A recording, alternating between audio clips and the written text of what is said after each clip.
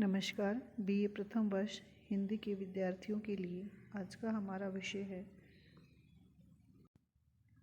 हिंदी भक्तिकाल के ही नहीं अपितु संपूर्ण हिंदी साहित्य के सुमेरु तुलसीदास जी के काव्य की प्रमुख विशेषताएं। हम सभी ये जानते हैं कि भक्तिकाल की सगुण भक्ति काव्य धारा के राम भक्ति काव्य शाखा के प्रतिनिधि कवि के रूप में तुलसीदास जी को हम पढ़ते हैं तथा उनकी काव्य की विशेषताओं का अध्ययन करते हैं। महाकवि तुलसीदास एक उत्कृष्ट कवि ही नहीं, लोक नायक ही नहीं, अपितु तत्कालीन समाज के दिशा निर्देशक भी माने जाते हैं, क्योंकि जैसा कि कहा जाता है कि लोक नायक वह है जो समन्वय कर सके। तुलसी का संपूर्ण काव्य हमें समन्वय की विराट चेष्टा के रूप में दिखाई देता है। अतः वह लोकनायक की महत्वपूर्ण भूमिका के रूप में अपने काव्य के माध्यम से हमें निभाते हुए दिखते हैं तथा तत्कालीन समाज के दिशा निर्देशक के रूप में भी हम उन्हें इस रूप में कह सकते हैं कि उस समय की प्रचलित रूढ़ियों, बुराइयों तथा निराश जनता के हृदय में आशा संचार करने में उन्होंने एक दिशा निर्देशक की भूमिका निभाई थी, क्योंकि इनके द्वारा रचित महाकाव्य रामचरितमानस भाषा, भाव, उद्देश्य, कथा वस्तु, चरित्र चित्रण तथा संवाद की दृष्टि से हिंदी साहित्य का एक महान ग्रंथ माना जाता है।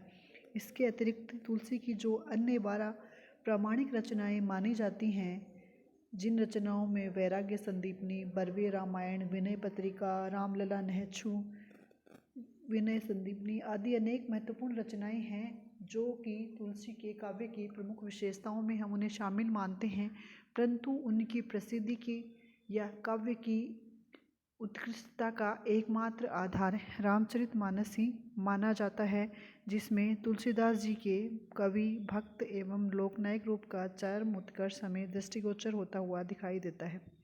रामचरितमानस में तुलसी ने व्यक्ति, परिवार, समाज, राज्य, राजा, प्रशासन, मित्रता, दंपति एवं भातृत्व का जो आदर्श रूप प्रस्तुत किया है, संपूर्ण विश्व के मानव समाज का पथ प्रदर्शन करता है। तुलसी का हिंदी साहित्य में भी अपना एक अद्वितीय महत्व माना जाता है, क्योंकि तुलसी ने ज्ञान, कर्म और भक्ति की जो त्रिवेणी प्रवाहित की है, वह मध्यकालीन सगुण वैष्णव संप्रदाय का पोषण करती है तथा पूर्ण रूप से उन्हें पूरित करती है।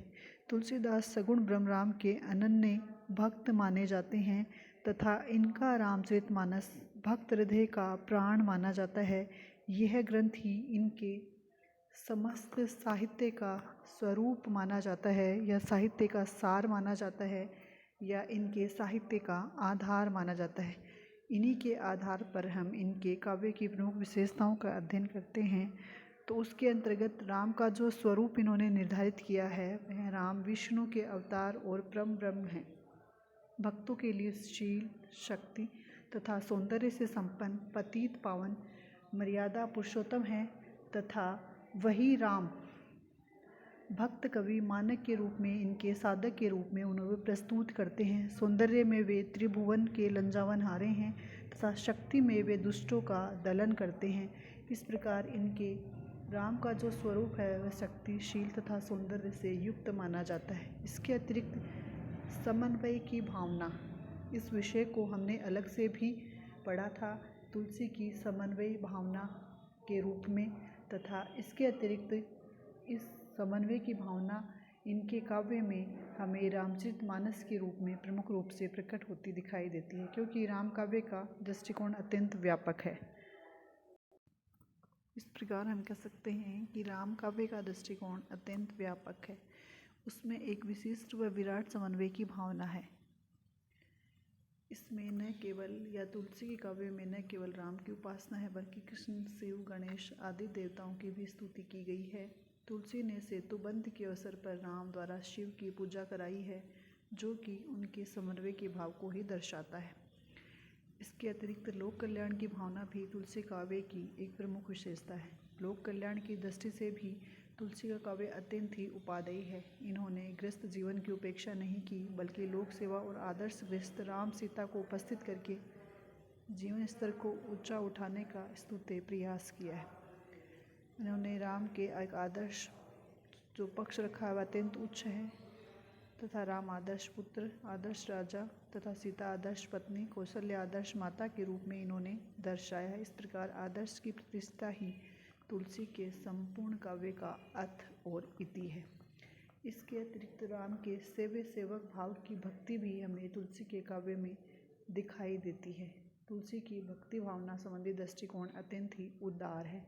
राम की भक्ति को इन्होंने सर्वश्रेष्ठ बताया है, किंतु अन्य देवी देवताओं की पूजा अर्चना भी इन्होंने की है। राम भक्त कवि ज्ञान और कर्म की अलग अलग महत्ता स्वीकार करते हुए भक्ति को श्रेष्ठ मानते हैं।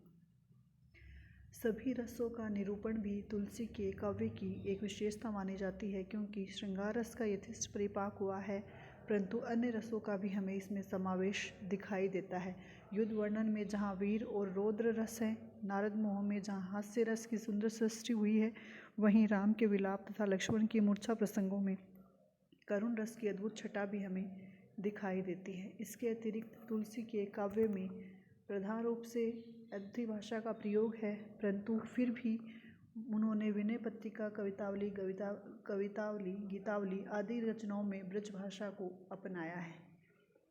तुलसी ने अपने काव्य में छंदों की दृष्टि भी अत्यंत ही महत्वपूर्ण रूप में की है। तुलसी ने आदिकाल के छप्पई, संत काव्य के दोहा, सूफी काव्य के चौपाई छंदों को अपने काव्य में स्थान दिया है तथा इसके अतिरिक्त तुलसी ने सोरठा, सवैया, घनाक्षरी, कुंडलिया, तोमर, त्रिभंगी आदि का भी पूर्ण रूप से प्रयोग किया है। इसके अतिरिक्त अलंकार योजना के अंतर्गत तुलसी ने सभी अलंकारों का प्राय जैसे उपमा, रूपक, उत्प्रेक्षा, प्रतीप, व्यतिरेक, अतिशयोक्ति आदि का इन्होंने प्रयोग किया है। इसके अतिरिक्त विविध काव्य शैलियों का प्रयोग भी राम काव्यधारा की एक अन्य विशेषता मानी जाती है, क्योंकि इसमें प्रबंध और मुक्तक दोनों शैलियों का प्रयोग हमें उपलब्ध होता है। जैसे इनके द्वारा रचित रामचरितमानस महाकाव्य है, गीतावली और कवितावली मुक्तक रचनाएं हैं।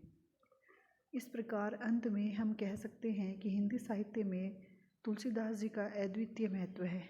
तुलसीदास जी ने जो काव्य रचना की है वह या उनके लिए वियोगी हरि ने ठीक ही कहा है कि तुलसी ने चीर पिपासा कुल संसार और संतप्त पथिकों के लिए सुशील सुधा स्रोत स्वाहिनी पुण्य सलीला राम भक्त मंदाकिनी की जो ध्वल धारा बहा दी है, जिन्होंने भक्त भ्रमरों के लिए अपनी कृति वाटिका में भावकुंज कलिकाओं से अनुराग मकरंद प्रस्तावित किया है तथा जिन्होंने साहित्य सेवियों के सम्मुख भगवती भारती की अप्रियतम प्रतिभा प्रत्यक्ष करा दी, भला उनका प्रातः स्मरणीय पुनीत नाम किस अभागे अरसिक के हृदय पटल पर अंकित न होगा। इस प्रकार तुलसी का काव्य सांस्कृतिक और साहित्यिक दोनों ही दृष्टियों से हिंदी साहित्य में अपना महत्वपूर्ण स्थान रखता है।